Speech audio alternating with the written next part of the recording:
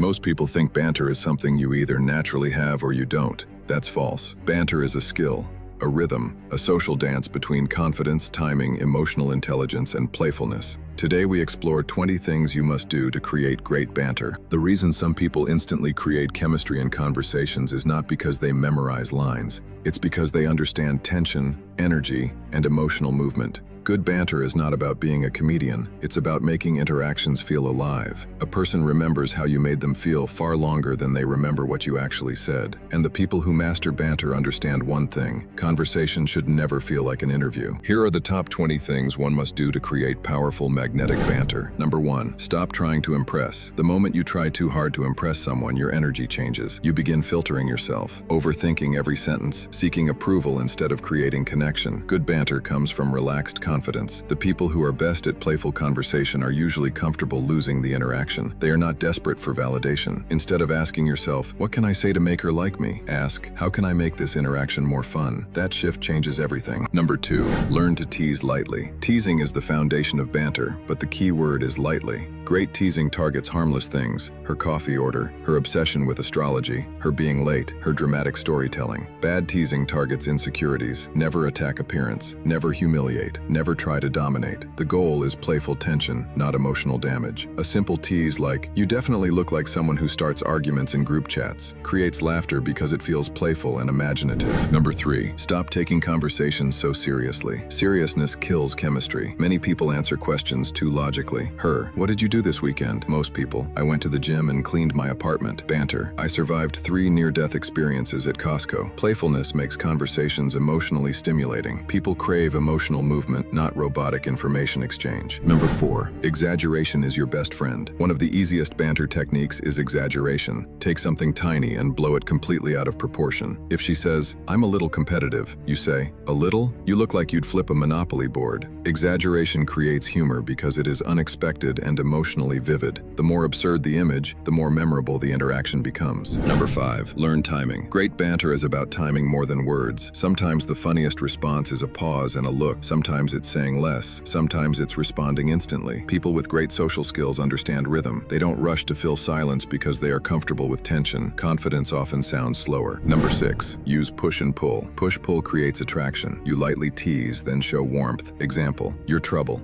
I can already tell." Then, "But honestly, you're fun to talk to." This creates emotional contrast. Too much teasing without warmth feels cold. Too much validation without challenge feels boring. The magic lives in balance. Number 7. Be observant. The best banter comes from the moment itself, not memorized pickup lines. Notice details: her laugh, her habits, the way she tells stories, strange things she says. Observation-based banter feels natural because it is connected to reality. If she takes 10 minutes choosing dessert, this is the most pressure you've faced all year. Now the interaction feels alive and personalized. Number 8. Stop interviewing people. Nothing destroys chemistry faster than endless questions. "Where are you from? What do you do? What are your hobbies?" That feels like a job interview. Instead of only asking questions, make statements. Assume, play, speculate. "You seem like the type who pretends to like hiking but actually just wants pictures for Instagram." Now there is tension and personality. Number 9. Reward her energy. Banter is a dance. If she teases you, reward it. Do not become defensive. If she says, "You talk too much," do not explain yourself. Instead, "And yet you're still listening carefully." Now the energy stays playful. The people who kill banter are usually people who take jokes personally. Number 10. Become comfortable with silence. Weak energy fears silence. Confident energy uses silence. A pause before a response can increase tension dramatically. Sometimes a smirk says more than words. People who panic during silence often overtalk and ruin the natural rhythm of conversation. Stillness can be magnetic. 11. Avoid needing immediate validation. The worst banter comes from people trying too hard to get laughs. They force jokes, force reactions, force energy. Great banter is relaxed. You say something playful and let it breathe. Not every line needs applause. People are drawn to those who are emotionally unattached to outcomes. 12. Learn to flip the frame. Framing is powerful. If she challenges you, don't defend yourself immediately. Flip it. Her, "You're ridiculous." You say that like it's a bad thing. Or, "You notice though." This keeps the energy playful instead of reactive. High-level banter often comes from reframing situations creatively. 13. Use callbacks. Callbacks are references to earlier moments in the conversation. expression. This creates inside jokes. Inside jokes create emotional connection quickly. If earlier she admitted she cannot cook, later you can say, "I don't trust your culinary judgment after the pasta incident." Callbacks make conversations feel layered and personal. 14. Have emotional control. People with poor emotional control cannot banter well. The moment they are teased, they become offended or defensive. Strong banter requires calmness. You must be able to laugh at yourself. In fact, self-amusement is attractive. The ability to stay composed under playful pressure signals confidence and maturity.